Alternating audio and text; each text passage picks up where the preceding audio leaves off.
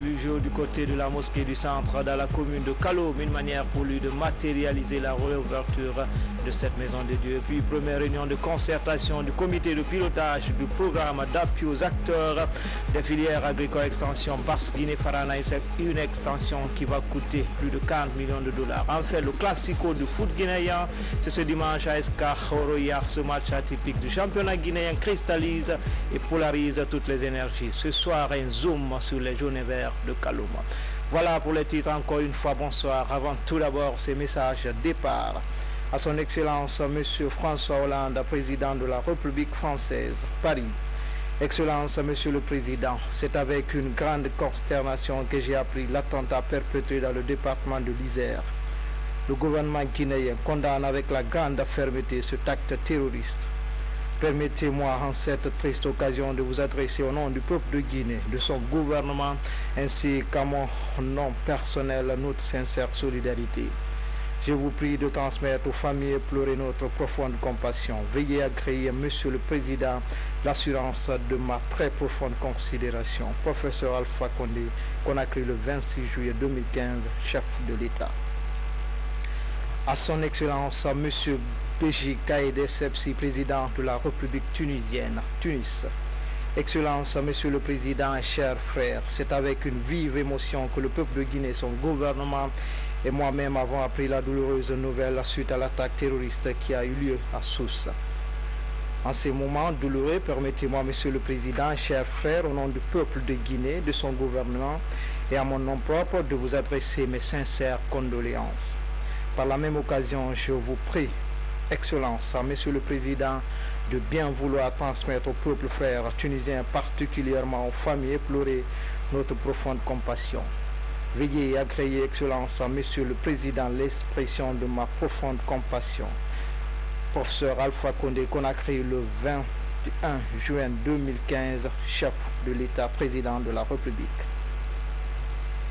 À son Altesse Sabar Al-Ahmad Al-Shaber Al-Shaba, serviteur des deux saintes émirs du Koweït, Koweït City. Altesse, c'est avec affliction que j'ai appris l'attentat suicide contre une mosquée chiite dans la capitale de votre pays à l'heure de la prière de ce vendredi. En ces instants de triste douleur, permettez-moi de vous adresser, Altesse, au nom du peuple du gouvernement guinéen, ainsi qu'à mon nom personnel, mes sincères condoléances. Aussi, je vous prie de bien vouloir transmettre au peuple ami koweïtien, singulièrement aux familles touchées, notre profonde compassion. Qu'Allah, le tout miséricordieux, accueille l'âme des défunts dans son paradis. Veuillez agréer, Altesse, l'expression de ma très haute considération. Professeur Alpha Condé, Conakry, le 26 juin 2015, chef de l'État, président de la République. À la une de ce journal, le chef de l'État a reçu ce vendredi en audience le nouveau secrétaire exécutif du NEPAD, nouveau partenariat pour le développement en Afrique. Le NEPAD souhaite appuyer le secteur de la pêche en Guinée. Thierno Ousmane Diallo nous signe ce reportage. Alpha Condé s'est entretenu avec le secrétaire exécutif du NEPAD, nouveau partenariat pour le développement en Afrique. Cette agence de l'Union africaine basée en Afrique du Sud veut accompagner la modernisation des infrastructures de pêche en Guinée. Je suis venu lui rendre compte de ce que l'agence du NEPAD faisait en coopération avec la Guinée dans ce domaine de la pêche, de l'aquaculture, en vue de transformer ce secteur comme une source de croissance. Vous savez que le président de la République est extrêmement sourcilleux sur les questions de mise en œuvre et il est extrêmement dédié à la question des détails. Donc nous avons passé en revue de manière très détaillée ce en quoi consiste cette coopération, ce que le NEPAD s'engage à faire comme agence de développement de l'Union africaine, et nous avons recueilli ses recommandations, ses avis et ses instructions. Je dois dire que j'ai été encore une fois extrêmement sensible au fait que à travers le développement de la Guinée qu'il est en train de mener de manière résolue, il y a une dimension également panafricaine extrêmement claire. Donc pour nous, en tant qu'agence panafricaine de développement, c'est extrêmement réconfortant. Créée en 2001, Le NEPAD se veut une agence panafricaine avec pour objectif de combler le déficit entre l'Afrique et le reste du monde en matière de développement. Aujourd'hui, nous sommes au 9e jour du mois saint de Ramadan et mois de pénitence, mais aussi de solidarité. Et ce vendredi, le président professeur Alpha Condé a accompli ses obligations religieuses du côté de la mosquée du centre. C'est dans la commune de Kaloum, une manière pour lui de matérialiser la réouverture de cette maison de Dieu et apporter sa solidarité aux fidèles de cette mosquée. Images et témoignages, Ibrahima Keita. En ce deuxième vendredi du mois saint du Ramadan, c'est cette mosquée dans la commune de Kaloum que le président de la République a choisi pour accomplir son devoir religieux. Une mosquée récemment rénovée grâce à la contribution financière des musulmans de cette religion de pardon et d'acceptation. Dans cette logique, les milliers de musulmans présents ce vendredi ici ont suivi le sermon de l'imam Ratib, un sermon qui a évoqué l'unicité du Créateur et les vertus de la religion du prophète Mohammed, paix et salut sur lui. L'imam Ratib, El Hadj Mamadou Bassouma de la mosquée sénégalaise, a en outre invité les fidèles musulmans à plus d'engagement pour le respect des principes de l'islam. Dans ce temple de Dieu, il faut le rappeler, une certaine incompréhension s'était installée entre les fidèles. Dans un langage réconciliateur, le président de la République a donc invité les fidèles de cette maison de Dieu au respect des principes de cette religion monothéiste. Pour le professeur Alpha Condé, l'islam est unique. Je tiens d'abord à présenter toutes mes excuses aux musulmans qui prient ici et à la communauté sénégalaise. La Guinée est une terre d'accueil. La Guinée a une tradition panafricaine. Tous les Africains sont chez eux en Guinée. Donc ce qui est arrivé ici est très regrettable. Ensuite, l'islam est unique. Ce qu'on demande, que dans toutes les mosquées, les préceptes de l'islam soient respectés. Quand c'est cela, on doit laisser les musulmans qui prient là choisir librement. Si nous commençons comme ça, demain on fermera la mosquée guinéenne en Côte d'Ivoire, etc. Donc, c'est pas comme ça que l'Afrique peut aller en avant. Ce qui est arrivé est extrêmement regrettable. En tout cas, ce n'est pas la volonté du gouvernement et ce n'est pas ma volonté. Donc vraiment, je tiens à m'excuser parce que je suis le président de la République. Donc toute faute qui arrive ici, c'est moi qui assume. Voilà ce que je tenais à vous dire. C'est pourquoi je suis venu prier avec vous aujourd'hui. Et j'espère que ça ne se recommencera plus jamais sur le territoire de Guinée. N'importe quel musulman est libre de ouvrir une mosquée, pourvu qu'il respecte les principes de l'islam. Ces fidèles, à travers cette prière liée aux bénédictions, ont émis des souhaits pour qu'Allah veille sur la Guinée et les Guinéens. Dans le reste de l'actualité, la date, ce fruit consommé pour la rupture du jeûne est honoré comme l'un des bienfaits du paradis. Elle est aussi l'une des espèces de plantes les plus anciennes et contient du sucre qui donne de l'énergie au corps humain. Selon les érudits, manger cette date du jardin de Médine anéantit le poison dans l'organisme. La date est un aliment recommandé. C'était un reportage signé Fatimatou Diallo, Abdul Karim Kamara. La date, selon le Coran et la Sunna, était très appréciée du prophète Mohammed, paix et salut sur lui. Originaire des bassins de l'Euphrate, ce fruit est consommé depuis des milliers d'années. En Guinée, la date est importée par des particuliers ou offerte par des associations islamiques. Les dates s'achètent beaucoup plus pendant le mois de Ramadan que par rapport aux autres mois.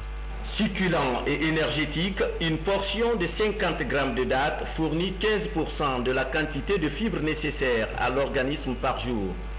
Le messager d'Allah rompait le jeûne avec un nombre impair de dattes fraîches avant d'accomplir la prière du crépuscule. Le prophète Mohammed sallallahu alayhi wa sallam, après avoir accompli vraiment cette obligation divine, il s'agit de s'abstenir de manger, de boire et de tout acte qui était susceptible à rompre le jeûne. Lors de la rupture, le prophète Mohammed sallallahu alayhi wa sallam ne faisait sa rupture qu'avec les dates.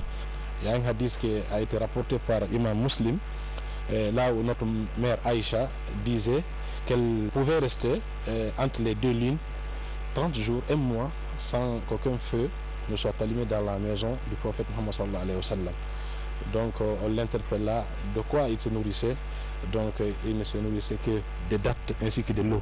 Par sa richesse en fer, calcium, potassium et vitamines, la date est nourrissante pour une femme enceinte et celle qui vient d'accoucher, révèlent les Écritures saintes. Les femmes ça facilite aussi l'accouchement. Nous savons tous que notre mère, Mariam,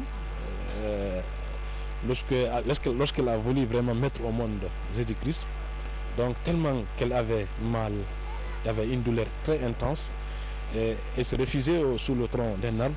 Et finalement, Allah subhanahu wa ta'ala, à travers l'ange Gabriel, lui a ordonné de remuer vraiment le tronc d'arbre. Allah subhanahu wa ta'ala a fait descendre des dattes. Et elle a mangé ces dates-là et finalement l'accouchement s'est déroulé normalement. Aliment santé, aliment sunna, la date est surtout appréciée pour son goût. Les bienfaits de cet aliment révèlent l'infinie connaissance de Dieu et sa miséricorde à l'égard de ses serviteurs. Selon certains érudits, les propriétés des dates sont indiquées dans la sourate Mariam, verset 25 du Saint-Coran. Autre titre de l'actualité, première réunion de concertation dans le 140 du comité de pilotage du programme d'appui aux acteurs des filières agricoles extension Basse-Guinée-Farana. Une extension qui va coûter plus de 40 millions de dollars. Elle vise à apporter de la valeur ajoutée à la riziculture et au maraîchage pour lutter contre la pauvreté en milieu rural. Explication, Fodé Camara. En Guinée forestière, le PNAFA, Programme national d'appui aux acteurs des filières agricoles, soutient la promotion de l'économie rurale dans la production du riz, du palmier à huile et de l'EVA. En Moyenne-Guinée, l'appui touche la pomme de terre, dénommée Belle de Guinée, le maïs et la tomate. En Haute-Guinée, quelques filières porteuses de la région administrative de Kankan sont touchées. Aujourd'hui, ce programme structurant continue à tisser sa toile. La Basse-Guinée et les préfectures de Farana, d'Abola et d'Ingiraï sont dans la ligne de mire de cette nouvelle phase. En plus du maraîchage, le riz du pays sera appuyé d'amont en aval pour concurrencer le riz importé. Ça va partir de la base, apporter des outils de gestion, des outils d'alphabétisation, n'est-ce pas, à tous ces acteurs et également favoriser l'interprofession. Donc la professionnalisation et des producteurs et des transformatrices, je pense entre autres aux écuveuses, mais aussi à ceux-là qui travaillent dans les avals de ces filières-là, conservation, transformation, commercialisation, jusqu'à l'assiette du consommateur. Pour atteindre cet objectif, après la présentation du PNAFA Extension Basse-Guinée et Farana, au cours de ce premier comité de pilotage, les principaux acteurs impliqués dans la mise en œuvre de cette extension passent en revue les activités programmées pour les 18 premiers mois. Nous pensons pouvoir tenir les délais parce que nous comptons mobiliser les ressources avant la fin du mois de juillet et les activités vont démarrer le 1er août 2015. Le PNAFA Extension Basse-Guinée et Farana compte injecter plus de 40 millions de dollars dans les activités agricoles, environ 282 milliards de francs guinéens. Une nouvelle feuille de route est définie, dynamiser la diversification alimentaire en tenant compte des critères de quantité et de qualité, mais aussi continuer la structuration des producteurs. Pour nous, organisation paysanne, membre de la CNOPG, il est important que ça puisse être lancé parce que les paysans attendent en retour du démarrage de ce programme beaucoup d'acquis, notamment en termes d'intrants, en termes de formation, en termes de réalisation d'infrastructures. Et tout ça ne peut démarrer que si il y a le lancement officiel donc du PNAFA. Avant la date de clôture prévue le 30 juin 2020, pour réussir cette nouvelle phase, les autorités du ministère de l'Agriculture comptent mettre tous les indicateurs au vert. Principale recommandation, conforter la relation de travail entre le PNAFA, la Chambre nationale d'agriculture et les projets et programmes partenaires. Dans le Nabaya, le comité de pilotage du projet Coton est à sa 6e session. Les acteurs impliqués dans le développement de cette filière font une pause pour évaluer le chemin parcouru et se projeter sur la prochaine campagne cotonnière. Le récit en image de Fodé Bangali Fofana. De la filière coton est en train de faire du chemin dans notre pays. C'est pour justement permettre aux membres du comité de pilotage du projet d'évaluer le chemin parcouru depuis la session extraordinaire tenue le 27 septembre 2013 et les présenter des propositions pour la prochaine campagne cotonnière que les présentes assises ont été convoquées dans l'enceinte de l'usine d'égrenage ici à Kankankura. La campagne 2013-2014 a été une campagne très difficile, marquée par des difficultés pour obtenir les intrants, acheter la production et assurer le fonctionnement du projet.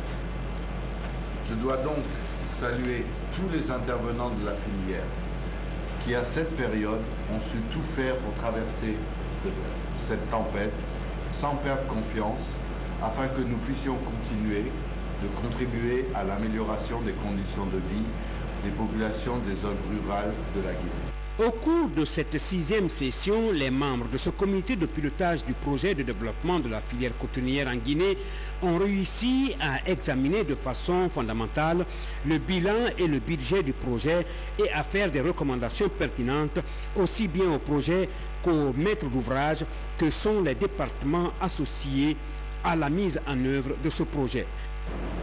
Nous savons ce que c'est que le comité de pilotage. Quand on parle de comité de pilotage, c'est que déjà il y a des efficacités qui s'annoncent sur le terrain. Il y a des constats prometteurs sur le terrain. Par rapport à ça, permettez-moi d'adresser personnellement nos vifs remerciements à son Excellence le Président de la République, qui a mis tous les bouchées doubles pour la relance du projet coton, de la filière coton. Ce projet coton, qui n'a d'autres sources de financement à part le budget de l'État, les membres de son comité de pilotage ont exprimé le souhait de voir très rapidement le projet s'acheminer vers une société de production du coton pour décharger quelque peu l'État, faire en sorte que ce partenariat public et privé soit une réalité dans cette filière cotonnière. Page santé, la région de Bokeh vient de se doter d'une équipe d'alerte et de riposte aux épidémies Irare. C'est son nom, composé de 24 professionnels de la santé appelés les commandos anti-épidémie. Ils auront pour rôle diagnostiquer et traiter toutes les maladies à potentiel épidémiologique dans la région. Mamadi Termakamisoko, de retour de Bokeh. Au nombre de 24, ces professionnels de santé constituent la nouvelle équipe d'alerte et de riposte à l'épidémie ERAR pour la région administrative de Bokeh. Au terme des mois de formation théorique et pratique, ils ont reçu officiellement leur matériel d'opération et leur déclaration d'aptitude professionnelle. Investigation, surveillance, alerte, riposte et sensibilisation, voici à présent la tâche qui les attend à Bokeh. Elles doivent, à notre avis, bénéficier de deux choses essentielles. Être inscrite dans un système national de santé global et ambitieux, doté de personnel et de moyens à la hauteur de la mission. Avoir le soutien et l'appui constant de toutes les communautés et des autorités. L'objectif est de faciliter la détection précoce et le traitement rapide de toutes les maladies à potentiel épidémique comme le choléra, la méningite, la rougeole et la fièvre Ebola. Intitulé « Prépare », le projet traduit l'engagement de la France et de l'Union européenne aux côtés de la Guinée dans la gestion des crises sanitaires futures. Nous avons décidé qu'il fallait rapprocher la lutte et les moyens du niveau préfectoral. Et c'est de cela, de ce constat, de cette analyse qu'est né Prépare. Un choix a été fait aussi d'intégrer les équipes de ERAR dans les structures de santé existantes aussi, c'est pour aussi garantir la pérennité des interventions, assurer que les acquis ne se perdront pas à la fin du projet. En Guinée, 8 équipes d'alerte et de riposte aux épidémies seront installées dans les régions administratives du pays. Déjà, les commandos anti-épidémie, comme on les appelle dans les régions de Bokeh et de Labé, sont désormais opérationnels. Je suis sûr que ce qu'on a eu cette fois-ci, on ne l'aura jamais. Les Guinéens seront très bien préparés avec des moyens modernes pour étouffer toute autre épidémie. Les autorités guinéennes entendent bâtir à l'avenir un système de santé performant qui s'inscrit dans la durée. Ces équipes en phase d'installation resteront sur place, même après Ebola. Docteur Jean-Marie Dango arrive au terme de sa mission en qualité de représentant de l'Organisation mondiale de la santé en Guinée. Après avoir passé 9 mois au service de la Guinée, Docteur Dango fait ses adieux au chef de gouvernement guinéen. Ousmane Bangoura, Kabasouma, Ousmane Souma. Professeur Jean-Marie Dango, il était jusqu'ici représentant de l'OMS en Guinée. Après avoir passé 9 mois bien remplis en Guinée, professeur Dangou est venu faire ses adieux au Premier ministre, chef du gouvernement. Nous arrivons au terme de notre mission en tant que représentant de l'OMS en Guinée et nous étions passés pour lui dire au revoir. Nous en avons profité pour faire un peu le point de la situation du secteur de la santé dans le pays et plus particulièrement, comme vous l'imaginez, nous avons longtemps discuté autour de l'épidémie à virus Ebola qui sévit dans le pays depuis environ 18 mois. Donc on a fait le point et par rapport à l'épidémie, nous pensons que le pays aujourd'hui est suffisamment outillé pour vaincre cette épidémie le plus rapidement possible. Les hommes sont préparés, je veux parler des techniciens. Les équipements et les infrastructures sont en place. Les populations aussi sont préparées. Mais il nous manque un certain degré d'engagement communautaire. Il faudra que les populations fassent de la lutte contre Ebola leur priorité numéro 1, qu'elles s'engagent à 100% et dans la durée afin que dans les semaines qui viennent, on arrive à 0 cas d'Ebola en Guinée. Satisfait de la mission du professeur Jean-Marie Dangou en qualité de représentant de l'OMS en Guinée, le chef du gouvernement a réaffirmé la reconnaissance du gouvernement guinéen à tous les partenaires qui ont soutenu la Guinée dans cette dure épreuve. Le Premier ministre Fofana a aussi rassuré l'ex-représentant sortant de l'OMS en Guinée que le cap sera maintenu pour que Ebola quitte définitivement la Guinée. On va au professeur Jean-Marie Dangou dans ses nouvelles fonctions. Renforcer l'alerte et la gestion d'éventuels cas d'Ebola, c'est la toile de fond d'une session de formation organisée à l'intention des jeunes volontaires et médecins de Kindia. C'est une initiative de l'association pour la promotion et la gouvernance. La promotion de la gouvernance et des initiatives locales agiles. Reportage à Kindia, Mohamed Salou Diallo, Bernard Tongino. Il y a la cité des agrumes. Depuis bientôt 2 mois, aucun nouveau cas d'Ebola n'est enregistré ici. Pour consolider cet acquis, jeunes volontaires et médecins améliorent leurs connaissances dans la prévention et la gestion d'éventuels cas. Le séminaire, c'est comme un rassemblage, un résumé jusque-là de tout ce que les gens ont commencé à faire. Et ça permet de faire vraiment le point spécifique, où on en est avec Ebola. Et nous vivons le contexte que nous connaissons aujourd'hui. Si les gens, l'information, la sensibilisation ne continue pas de parvenir aux agents, ça risque de flasher quelque part. Durant 2 jours, ces volontaires se sont familiarisés avec des thématiques comme la communication sociale et la gestion des cas suspects d'Ebola. La restauration de la confiance entre les communautés et les structures sanitaires est aussi débattue. Nous avons eu l'opportunité de présenter plusieurs modules axés sur la communication, c'est-à-dire les différentes approches en termes de communication. Donc l'un des volets aujourd'hui et l'un des grands défis. Aujourd'hui, par exemple, nous sommes avec les agents de santé et pour nous, l'un des grands défis aujourd'hui, c'est vraiment la reprise de la fréquentation des services de santé, les structures sanitaires par les communautés, les populations.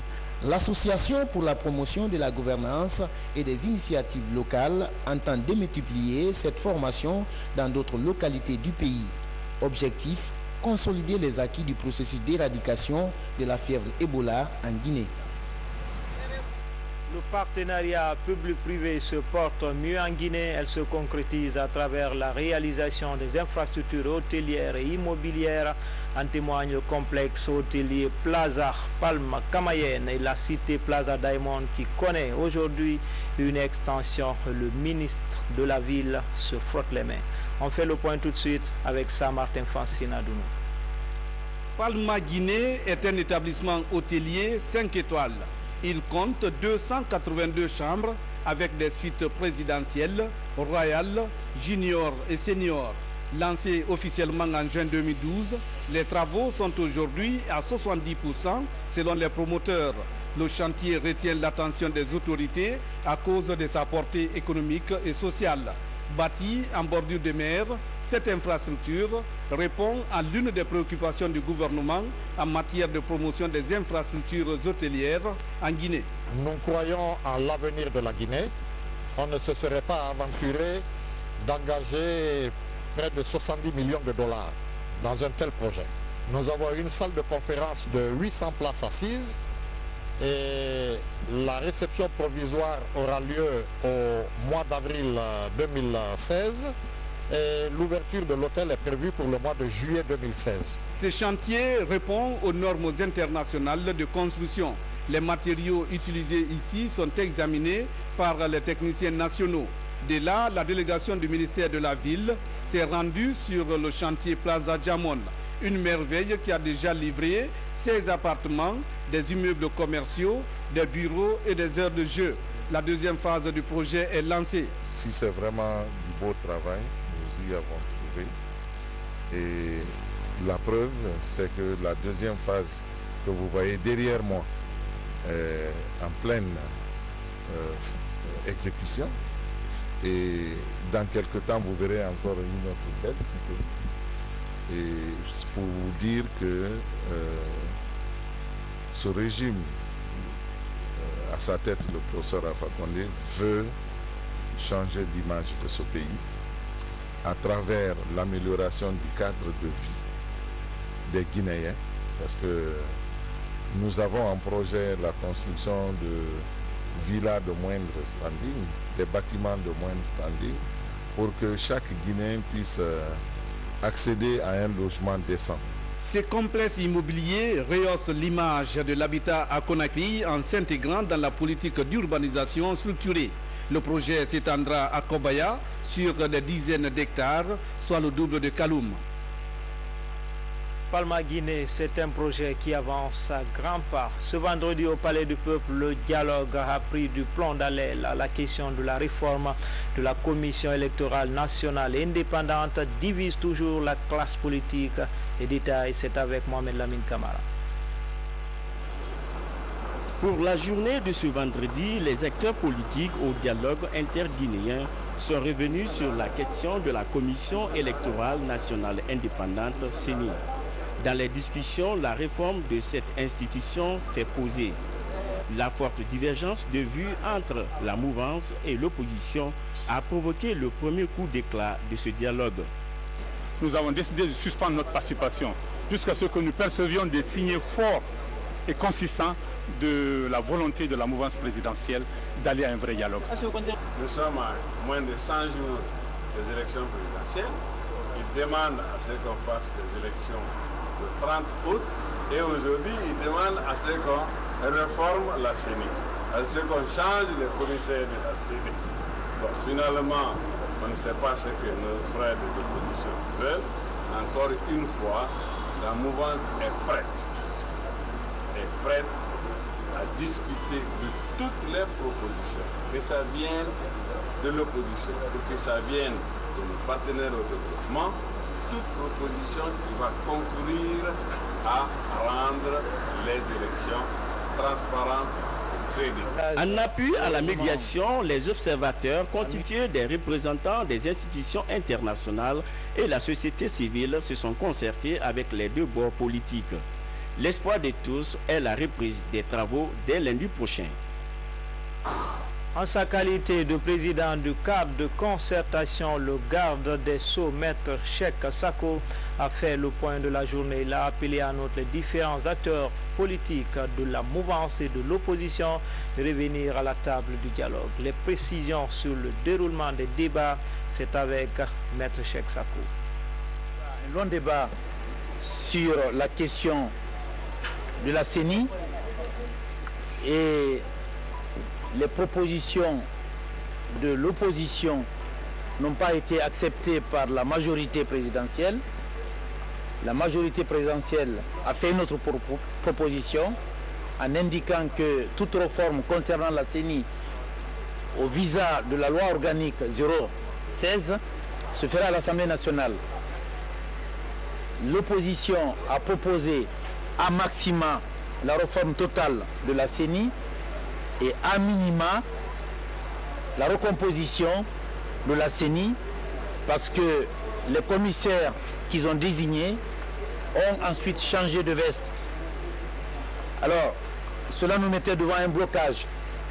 On a essayé de rapprocher les points de vue puisque nous on assure la neutralité dans ce dialogue, moi et mes collègues du gouvernement. On n'y est pas arrivé. Donc j'ai suspendu la séance pour une reprise lundi à 14 h, en espérant que d'ici 14 h, en présence de la communauté internationale, qui a eu un entretien avec l'opposition et qui est actuellement en train d'avoir un entretien avec la majorité, pour que les points de vue se rapprochent. Enfin, sport foot, le classico du foot guinéen ou le derby de Conakry ce dimanche, ASK Horoya. Ce match atypique du championnat national cristallise et polarise toutes les énergies. Et les préparatifs vont bon train. Ce soir, un zoom sur les jaunes verts de Kaloum. Explication Oumar Ndiaye. Jeudi matin, l'association sportive du Kaloum, bien que battue la veille par Santoba 2-1, a retrouvé très tôt la pelouse du stade du 28 septembre pour les derniers réglages des préparatifs du classico retour contre le Horoya Athletic Club. Concernant le match dimanche, on ne peut pas tranquillement. Dans la tête de tout le monde que le titre est déjà joué, non. Le titre n'est déjà pas joué. Et là, on cherche 3 points du match pour mettre un peu de la course. Les jaunes verts de la presqu'île du Kaloum, conscients de l'enjeu de la rencontre, n'ont pas droit à l'erreur ce dimanche au stade du 28 septembre. J'espère que l'équipe va s'appliquer.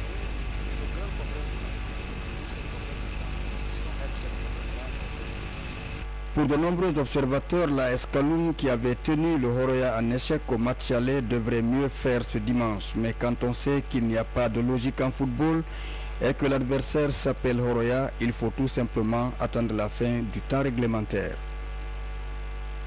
C'est tout pour les infos. Tout le plaisir a été pour moi de vous servir. Très belle soirée à tous. À demain.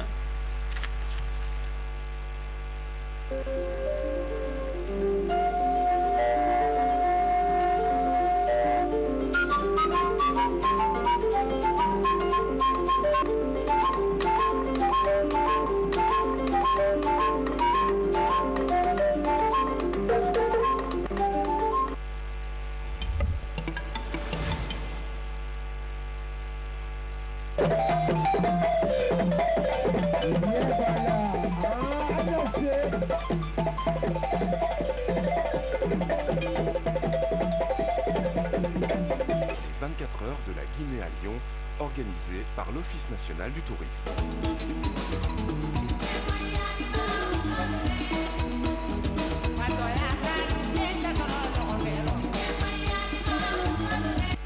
Durant toute la journée, les rythmes des 4 régions naturelles de la Guinée, Basse-Guinée, Moyenne-Guinée, Haute-Guinée et Guinée forestière, ont résonné devant la passerelle du collège du 6e arrondissement de Lyon.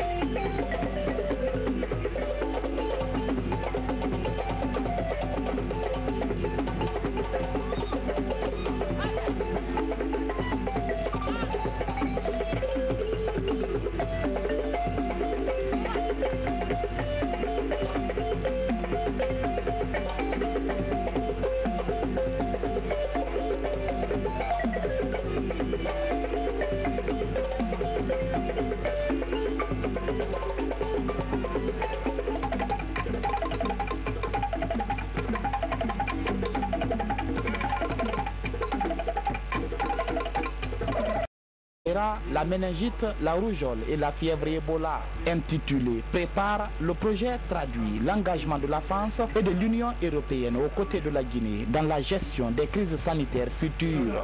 Nous avons décidé qu'il fallait rapprocher la lutte et les moyens du niveau préfectoral. Et c'est de cela, de ce constat, de cette analyse qu'est né Prépare. Un choix a été fait aussi d'intégrer les équipes de ERAN dans les structures de santé existantes aussi, c'est pour aussi garantir la pérennité des interventions assurer que les acquis ne se perdront pas à la fin du projet. En Guinée, 8 équipes d'alerte et de riposte aux épidémies seront installées dans les régions administratives du pays. Déjà, les commandos anti-épidémie, comme on les appelle dans les régions de Boké et de Labé, sont désormais opérationnels. Je suis sûr que ce qu'on a eu cette fois-ci, on ne l'aura jamais. Les Guinéens seront très bien préparés avec des moyens modernes pour étouffer toute autre épidémie. Les autorités guinéennes entendent bâtir à l'avenir un système de santé performant qui s'inscrit dans la durée. Ces équipes en phase d'installation resteront sur place, même après Ebola. Docteur Jean-Marie Dangou arrive au terme de sa mission en qualité de représentant de l'Organisation mondiale de la santé en Guinée. Après avoir passé 9 mois au service de la Guinée, Docteur Dangou fait ses adieux au chef du gouvernement guinéen. Ousmane Bangoura, Kabasouma, Ousmane Souma. Professeur Jean-Marie Dangou. Il était jusqu'ici représentant de l'OMS en Guinée. Après avoir passé 9 mois bien remplis en Guinée, professeur Dangou est venu faire ses adieux au Premier ministre chef du gouvernement.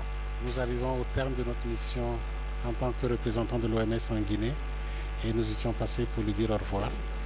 Nous en avons profité pour faire un peu le point de la situation du secteur de la santé dans le pays et plus particulièrement, comme vous l'imaginez, nous avons longtemps discuté autour de l'épidémie à virus Ebola qui sévit dans le pays depuis environ 18 mois. Donc on a fait le point et par rapport à l'épidémie, nous pensons que le pays aujourd'hui est suffisamment outillé pour vaincre cette épidémie le plus rapidement possible.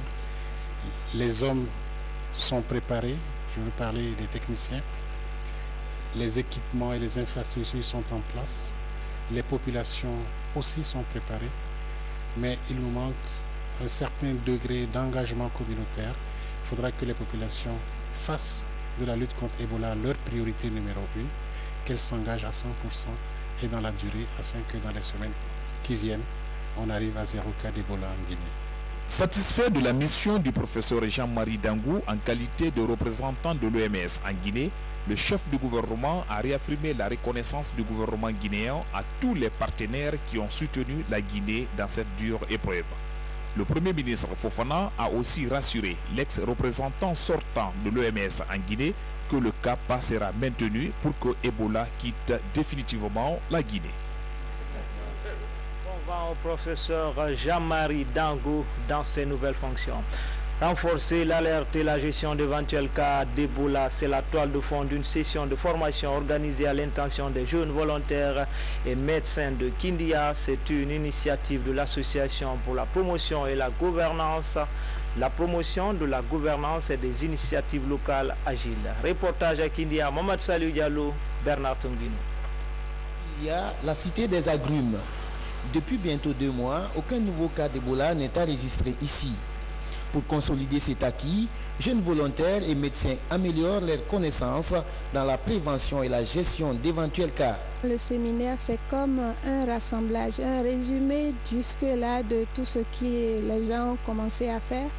Et ça permet de faire vraiment le point spécifique où on en est avec Ebola. Et nous vivons le contexte que nous connaissons aujourd'hui. Si les gens, l'information, la sensibilisation ne continue pas de parvenir aux agents, ça risque de flasher quelque part. Durant 2 jours, ces volontaires se sont familiarisés avec des thématiques comme la communication sociale et la gestion des cas suspects d'Ebola. La restauration de la confiance entre les communautés et les structures sanitaires est aussi débattue. Nous avons eu l'opportunité de présenter plusieurs modules axés sur la communication, c'est-à-dire les différentes approches en termes de communication. Donc l'un des volets aujourd'hui et l'un des grands défis. Aujourd'hui par exemple nous sommes avec les agents de santé et pour nous l'un des grands défis aujourd'hui c'est vraiment la reprise de la fréquentation des services de santé, les structures sanitaires par les communautés, les populations. L'Association pour la promotion de la gouvernance et des initiatives locales entend démultiplier cette formation dans d'autres localités du pays. Objectif, consolider les acquis du processus d'éradication de la fièvre Ebola en Guinée. Le partenariat public-privé se porte mieux en Guinée. Elle se concrétise à travers la réalisation des infrastructures hôtelières et immobilières. En témoigne le complexe hôtelier Plaza Palma Camayen et la cité Plaza Diamond qui connaît aujourd'hui une extension.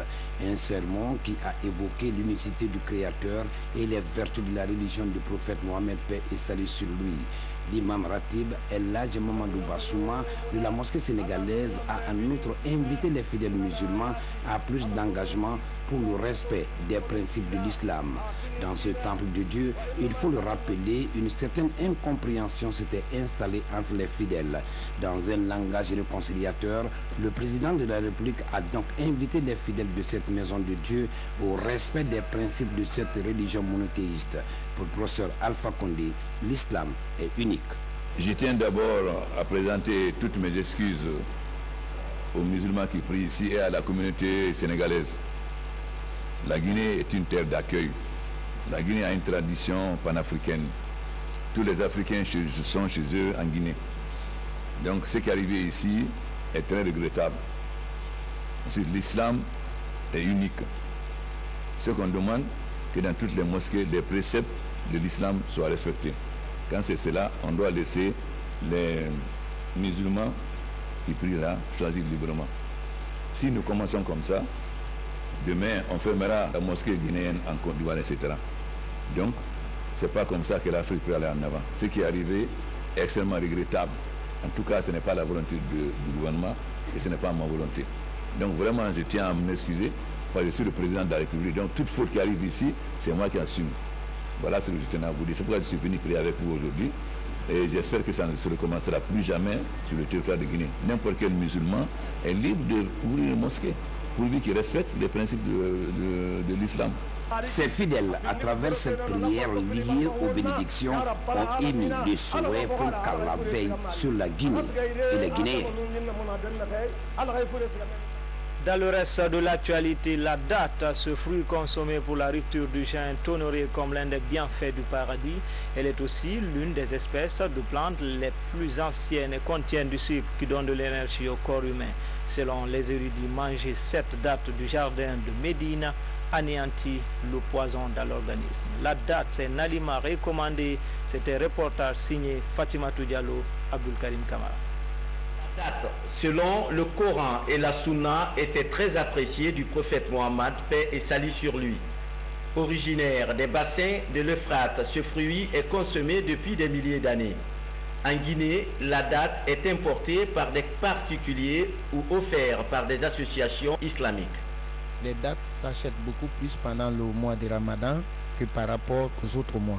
Succulent et énergétique, une portion de 50 grammes de dattes fournit 15% de la quantité de fibres nécessaires à l'organisme par jour. Le messager d'Allah rompait le jeûne avec un nombre impair de dattes fraîches avant d'accomplir la prière du crépuscule. Le prophète Mohammed sallallahu alayhi wa sallam, après avoir accompli vraiment cette obligation divine, il s'agit de s'abstenir de manger ou de boire et de tout acte qui était susceptible à rompre le jeûne. Lors de la rupture, le prophète Mohammed sallallahu alayhi wa sallam ne faisait sa rupture qu'avec les dates. Il y a un hadith qui a été rapporté par Imam Muslim, là où notre mère Aïcha disait qu'elle pouvait rester entre les deux lignes 30 jours, un mois, sans qu'aucun feu ne soit allumé dans la maison du prophète Mohammed sallallahu alayhi wa sallam. Donc on l'interpelle là, de quoi il se nourrissait. Donc il ne se nourrissait que des dattes ainsi que de l'eau. Par sa richesse en fer, calcium, potassium et vitamines, la date est nourrissante pour une femme enceinte et celle qui vient d'accoucher, révèle les Écritures saintes. Les femmes, ça facilite aussi l'accouchement. Nous savons tous que notre mère Mariam, lorsqu'elle a voulu vraiment mettre au monde Jésus-Christ, donc tellement qu'elle avait mal, il y avait une douleur très intense, et elle se refusait sous le tronc d'un arbre. Et finalement, Allah subhanahu wa ta'ala, à travers l'ange Gabriel, lui a ordonné de remuer vraiment le tronc d'arbre. Allah subhanahu wa ta'ala a fait descendre des dattes. Et elle a mangé ces dattes-là et finalement l'accouchement s'est déroulé normalement. Aliment santé, aliment sunna, la date est surtout appréciée pour son goût.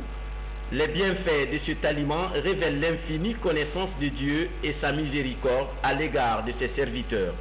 Selon certains érudits, les propriétés des dattes sont indiquées dans la sourate Mariam, verset 25 du Saint-Coran. Autre titre de l'actualité, première réunion de concertation dans le 140 du comité de pilotage du programme d'appui aux acteurs des filières agricoles extension Basse-Guinée-Farana. Une extension qui va coûter plus de 40 millions de dollars. Elle vise à apporter de la valeur ajoutée à la riziculture et au maraîchage pour lutter contre la pauvreté en milieu rural. Explication, Foudé Kamara. En Guinée forestière, le PNAFA, Programme national d'appui aux acteurs des filières agricoles, soutient la promotion de l'économie rurale dans la production du riz, du palmier à huile et de l'EVA. En Moyenne-Guinée, l'appui touche la pomme de terre, dénommée Belle de Guinée, le maïs et la tomate. En Haute-Guinée, quelques filières porteuses de la région administrative de Kankan sont touchées. Aujourd'hui, ce programme structurant continue à tisser sa toile. La Basse-Guinée et les préfectures de Farana, d'Abola et d'Ingiraï sont dans la ligne de mire de cette nouvelle phase. En plus du maraîchage, le riz du pays sera appuyé d'amont en aval pour concurrencer le riz importé. Ça va. Le ministre de la ville se frotte les mains. On fait le point tout de suite avec Saint-Martin Fansina-Dounou. Palma Guinée est un établissement hôtelier 5 étoiles. Il compte 282 chambres avec des suites présidentielles, royales, junior et senior. Lancé officiellement en juin 2012, les travaux sont aujourd'hui à 70% selon les promoteurs. Le chantier retient l'attention des autorités à cause de sa portée économique et sociale. Bâti en bordure de mer, cette infrastructure répond à l'une des préoccupations du gouvernement en matière de promotion des infrastructures hôtelières en Guinée. Nous croyons en l'avenir de la Guinée. On ne se serait pas aventuré d'engager près de 70 millions de dollars dans un tel projet. Nous avons une salle de conférence de 800 places assises et la réception provisoire aura lieu au mois d'avril 2016 et l'ouverture de l'hôtel est prévue pour le mois de juillet 2016. Ce chantier répond aux normes internationales de construction. Les matériaux utilisés ici sont examinés par les techniciens nationaux. De là, la délégation du ministère de la Ville s'est rendue sur le chantier Plaza Jamon, une merveille qui a déjà livré 16 appartements, des immeubles commerciaux, des bureaux et des heures de jeu. La deuxième phase du projet est lancée. Si c'est vraiment du beau travail, nous y avons trouvé. Et la preuve, c'est que la deuxième phase que vous voyez derrière moi est en pleine exécution. Et dans quelques temps, vous verrez encore une autre belle cité. Et c'est pour vous dire que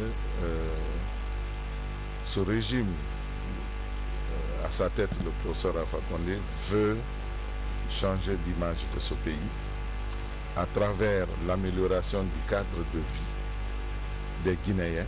Parce que nous avons en projet la construction de villas de moindre standing, des bâtiments de moindre standing, pour que chaque Guinéen puisse accéder à un logement décent. Ces complexes immobiliers rehaussent l'image de l'habitat à Conakry en s'intégrant dans la politique d'urbanisation structurée. Le projet s'étendra à Kobaya sur des dizaines d'hectares, soit le double de Kaloum. Palma Guinée, c'est un projet qui avance à grands pas. Ce vendredi au Palais du Peuple, le dialogue a pris du plomb dans l'aile. La question de la réforme de la Commission électorale nationale indépendante divise toujours la classe politique. Les détails, c'est avec Mohamed Lamine Kamara. Pour la journée de ce vendredi, les acteurs politiques au dialogue interguinéen sont revenus sur la question de la Commission électorale nationale indépendante CENI. Dans les discussions, la réforme de cette institution s'est posée. La forte divergence de vues entre la mouvance et l'opposition a provoqué le premier coup d'éclat de ce dialogue. Nous avons décidé de suspendre notre participation jusqu'à ce que nous percevions des signes forts et consistants de la volonté de la mouvance présidentielle d'aller à un vrai dialogue.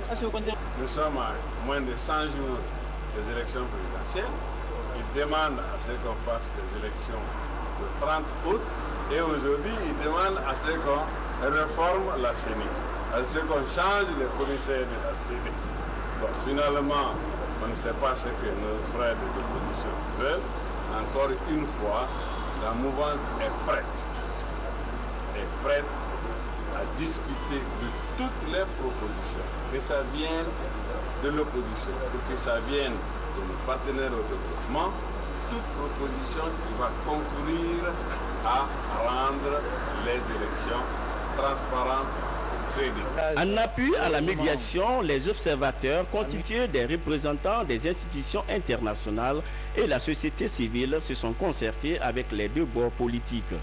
L'espoir de tous est la reprise des travaux dès lundi prochain. En sa qualité de président du cadre de concertation, le garde des Sceaux, Maître Cheikh Sako, a fait le point de la journée. Il a appelé à notre les différents acteurs politiques de la mouvance et de l'opposition de revenir à la table du dialogue. Les précisions sur le déroulement des débats, c'est avec Maître Cheikh Sako. Un long débat sur la question de la CENI et les propositions de l'opposition n'ont pas été acceptées par la majorité présidentielle. La majorité présidentielle a fait une autre proposition en indiquant que toute réforme concernant la CENI au visa de la loi organique 016 se fera à l'Assemblée nationale. L'opposition a proposé à maxima la réforme totale de la CENI et à minima la recomposition de la CENI parce que les commissaires qu'ils ont désignés ont ensuite changé de veste. Alors, cela nous mettait devant un blocage. On a essayé de rapprocher les points de vue puisque nous on assure la neutralité dans ce dialogue, moi et mes collègues du gouvernement. On n'y est pas arrivé. Donc j'ai suspendu la séance pour une reprise lundi à 14 h, en espérant que d'ici 14 h, en présence de la... Partir de la base, apporter des outils de gestion, des outils d'alphabétisation, n'est-ce pas, à tous ces acteurs et également favoriser l'interprofession. Donc la professionnalisation et des producteurs et des transformatrices, je pense entre autres aux écuveuses, mais aussi à ceux-là qui travaillent dans les avals de ces filières-là, conservation, transformation, commercialisation, jusqu'à l'assiette du consommateur.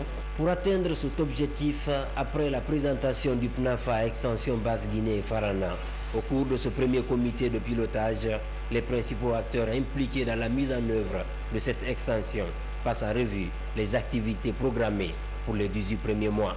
Nous pensons pouvoir tenir les délais parce que nous comptons mobiliser les ressources avant la fin du mois de juillet et les activités vont démarrer le 1er août 2015. Le PNAFA Extension Basse-Guinée et Farana compte injecter plus de 40 millions de dollars dans les activités agricoles, environ 282 milliards de francs guinéens. Une nouvelle feuille de route est définie, dynamiser la diversification alimentaire en tenant compte des critères de quantité et de qualité, mais aussi continuer la structuration des producteurs. Pour nous, organisation paysanne, membres de la CNOPG, il est important que ça puisse être lancé parce que les paysans attendent en retour du démarrage de ce programme beaucoup d'acquis, notamment en termes d'intrants, en termes de formation, en termes de réalisation d'infrastructures. Et tout ça ne peut démarrer que si il y a le lancement officiel donc du PNAFA. Avant la date de clôture prévue le 30 juin 2020, pour réussir cette nouvelle phase, les autorités du ministère de l'Agriculture comptent mettre tous les indicateurs au vert.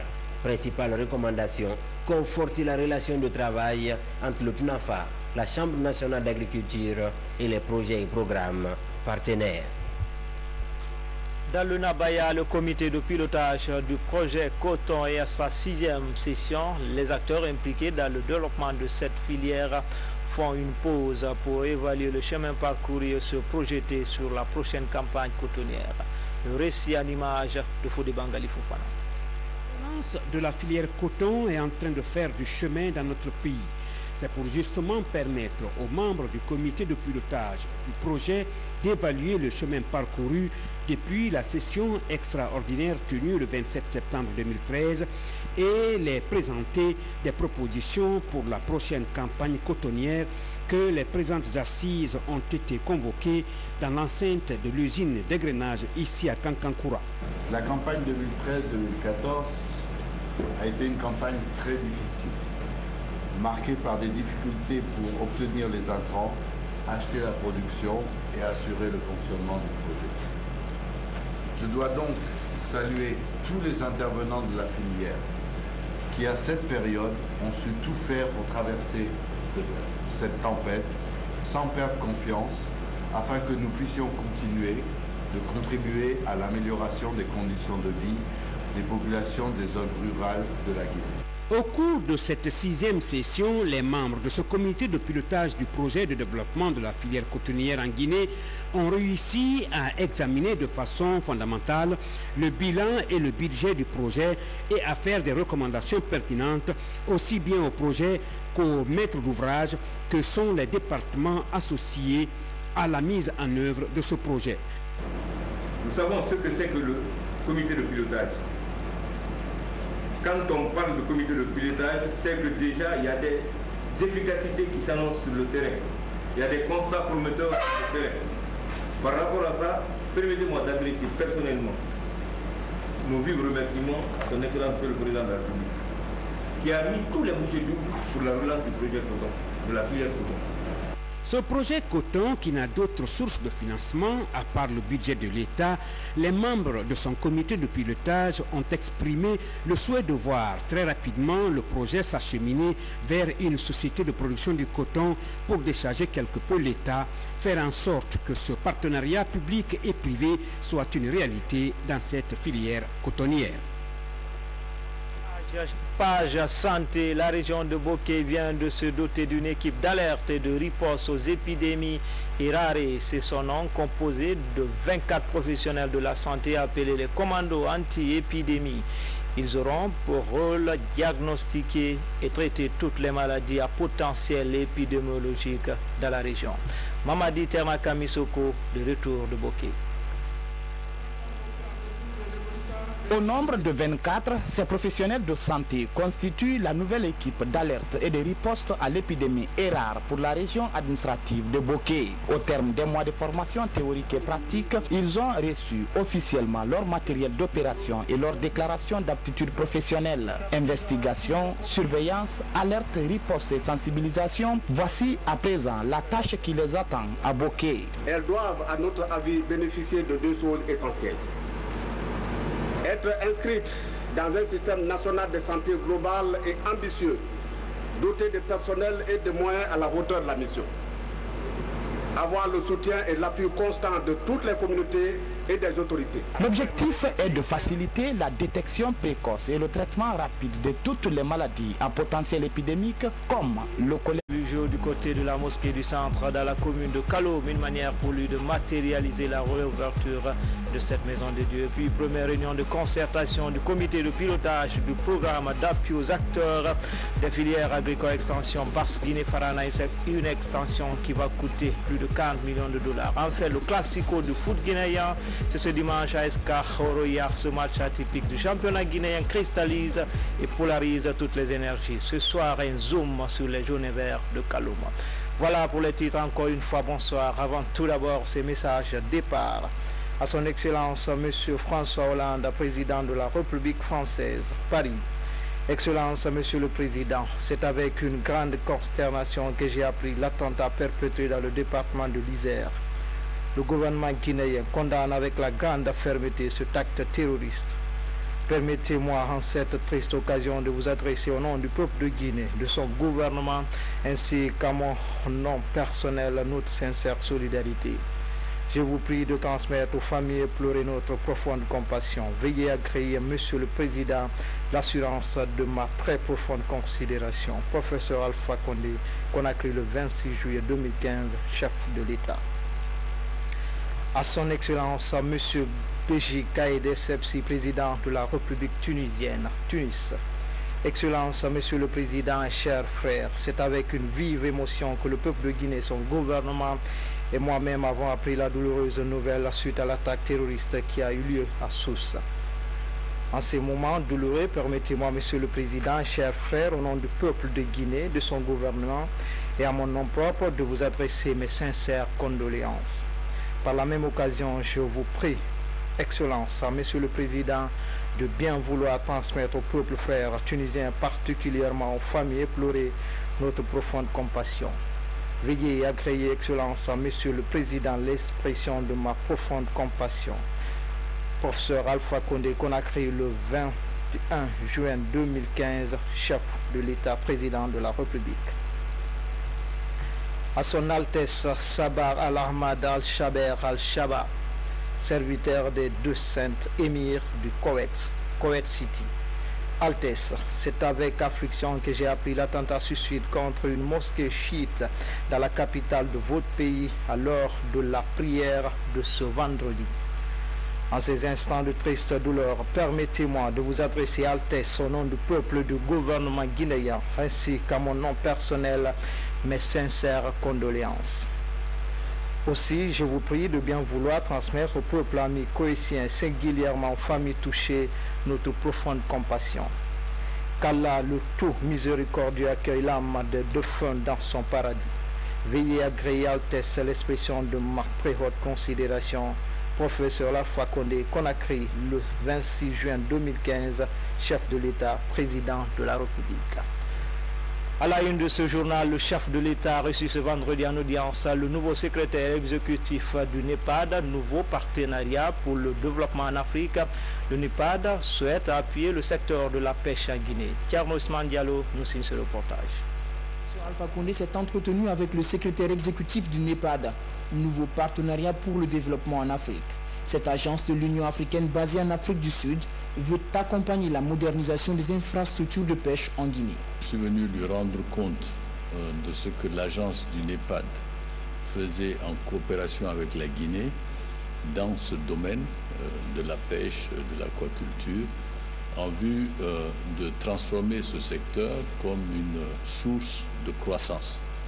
Vous savez que le président de la République est extrêmement sourcilleux sur les questions de mise en œuvre et il est extrêmement dédié à la question des détails. Donc nous avons passé en revue de manière très détaillée ce en quoi consiste cette coopération, ce que le NEPAD s'engage à faire comme agence de développement de l'Union africaine et nous avons recueilli ses recommandations, ses avis et ses instructions. Je dois dire que j'ai été encore une fois extrêmement sensible au fait que à travers le développement de la Guinée qu'il est en train de mener de manière résolue, il y a une dimension également panafricaine extrêmement claire. Donc pour nous, en tant qu'agence panafricaine de développement, c'est extrêmement réconfortant. Créé en 2001, le NEPAD se veut une agence panafricaine avec pour objectif de combler le déficit entre l'Afrique et le reste du monde en matière de développement. Aujourd'hui, nous sommes au 9e jour du mois saint de Ramadan et mois de pénitence, mais aussi de solidarité. Et ce vendredi, le président professeur Alpha Condé a accompli ses obligations religieuses du côté de la mosquée du centre. C'est dans la commune de Kaloum, une manière pour lui de matérialiser la réouverture de cette maison de Dieu et apporter sa solidarité aux fidèles de cette mosquée. Images et témoignages, Ibrahima Keita.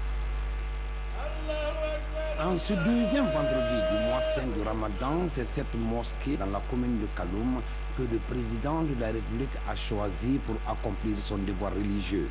Une mosquée récemment rénovée grâce à la contribution financière des musulmans de cette religion de pardon et d'acceptation. Dans cette logique, les milliers de musulmans présents ce vendredi ici ont suivi le sermon de l'imam Ratib.